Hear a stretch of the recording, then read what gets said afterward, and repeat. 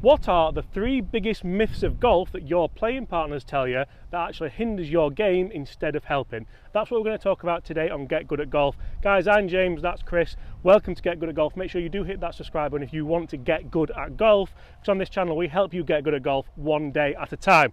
Now, the first big myth that I see, and this is criminal in driving ranges up and down the country. So many people will stand there, they'll hit balls, they'll be being productive, working on their golf lessons, and someone will pop their head over and go, you know what, mate, you're just lifting your head up. Now, this is something which actually a lot of elite ball strikers do. You look at Henrik Stenson, who's on screen now, his head is almost up whilst he's striking the ball. That helps him get his weight through to target, it helps him make sure he rotates. If you concentrate on not lifting your head up and keeping your head down, this is generally what you will see. Because from there you haven't rotated, you haven't got through onto your left side, and there's no chance of getting a good strike on a golf ball. Now, if I do lift my head up ever so slightly, that actually helps me get through into target and get a really nice strike down to that green. It all depends, guys, on your technique. It all depends how you're trying to get into the ball. But one of the biggest myths I ever hear is you lifted your head up. Incorrect, nonsense, doesn't help. Okay, so we're now talking chipping, guys, and one big thing I see a lot of people told is in and around the green, you get told you too much wrist, you're using too much hands, you're flicking at the ball, you're using too much, that's why you're getting the balls that go like that. Oh, I've topped it, I didn't hit it. That's a great top. It was, it's like I'd practiced that. You've been watching me. And again, that's where someone is telling you that we should be taking the hands out. We then see the opposite, everything gets locked in, we start to see the same of... That's how my dad chips. Yeah, we try and take the all defensive, the leading edge gets activated, we then catch it very heavy, and we end up in the same position. So I've hit two different, I've been too handsy, not handsy enough, and we've basically ended up with the same result. But the biggest thing that we see from people is they're not working the body correctly. So we want you to be able to release that club head, get that club head passing your hands, but we need to work with your body. So if my body stops, then we're going to catch different parts of the ground. We're going to catch the middle of the ball, we're going to catch before the ball. We want to get that club head working with the body. And a good way to practice this, guys, if you are down there, don't listen to people saying you're too wristy, you're not wristy enough, all those different things. Let's get a one-handed drill. If you're a right-handed golfer, we're going to get one hand, we're going to make sure that we turn this with the body nice and smooth, and you'll see I'll get a better contact on that ball. For distance, all we need to do is make a longer swing. But if I was to not work my body correctly, you'll see that club will drop and it'll catch a long way behind the ball. So very similar to James's previous tip, where he mentioned that if you don't turn, you don't let that head release, you're going to catch the ground here. We need to make sure the club's releasing, but with a turning body. So don't listen to anybody, guys, who is telling you not to use your wrist. Make sure you're using that, but see if your body is working correctly. In our finish, the club, head and your body should be out in front of each other. Okay, so we're on the putting green now, and one thing that I've heard for years, and even when I started playing and James started playing, we were always told straight back and through. So straight back and through with your putter, which realistically is impossible unless you use a broom handle. So if you use a broom handle putter, if you have got the old chin putter, carry on going straight back and straight through.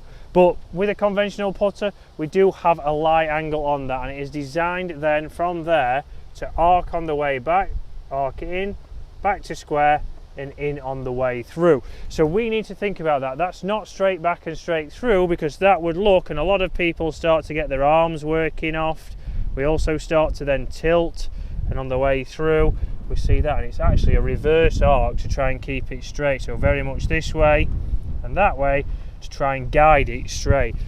If I'm in my correct posture, my arms are connected to my chest, we are going straight back and straight through, but on the natural arc. So if James comes behind me now, he will see that this putter should arc a little bit in on the way back here, into the ball, and in on the way through. So here, in, and through.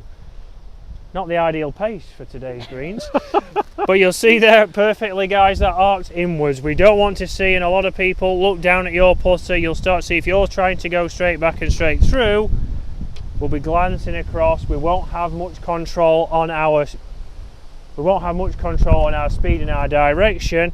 And also on these ones we need to make sure we have that little arc to be able to get the ball starting in the correct direction and holing out. If we don't get that correct arc, if we're trying to go straight back and straight through, it's going to be very hard for you on those knee shakers, those 1, 3, 4 feet away that are for par, for bogey. So guys, make sure you get into your posture. The putter should arc slightly in on the way back and slightly in on the way through. You know what, Chris, just to explain to them as well how it's impossible to release a putter if you try and go straight back and through. My putting's got so much better now I release the putter. You can't do that if you take it straight back. Now, if you take it straight back, what's going to happen here is you go straight back, and when you release, we're going to basically hit the toe of the putter, and it's either going to come off way left, or you could even hit the dreaded word with a putter. So it's very hard to do that. You're not going to have any consistency in your start line, so we have to make sure we can have that arc. We can then release the putter as it's designed to be done, and you should start to hold more putts. Right, now over to James. James is going into his favourite place, which is the bunker. So guys, a quick bonus tip for you. I know we said this was going to be 3 myths that we're going to dispel, but I've got a 4th one for you which can help you no end out of bunkers. So we all get taught in bunkers to open the face up nice and wide so you're presenting lots of loft to the ball. Yes, that's perfect, that's correct. We want to get the ball up in the air, want to avoid that lip and hopefully get it close to the flag.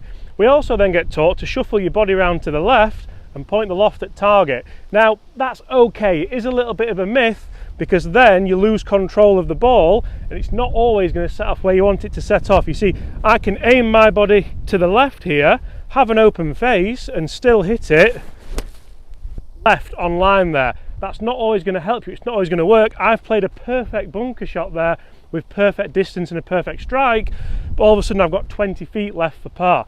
So what we're going to do instead of that, and this may be something you've heard from some top bunker players, is open the face up. Instead of moving my body round, I'm still going to stay square to my target, but how do I get that loft pointing on target consistently? All I'm going to do is I'm going to dig my feet in, I'm going to lower my hands down. Now that loft is pointing towards the target, because if you look at how loft works, guys, that's pointing at you. Now if I turn that more this way, it's now pointing over your shoulder there. If I was to point it the other way, the loft would point over to your other shoulder. Now, depending how much loft's on this club is going to make a huge difference. You imagine when a ball is above your feet, the ball generally goes left. That's exactly the same principle, and below your feet it tends to go right. So if I put this into practice now, dig my feet down, open the loft up, handle down, that should be pointing at my target, and I can play it bang on line. I may have hit that too far, but it was bang on line and it was on the target I wanted to hit it.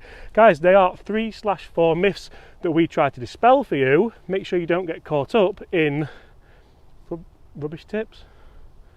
See you tomorrow. I nipped that.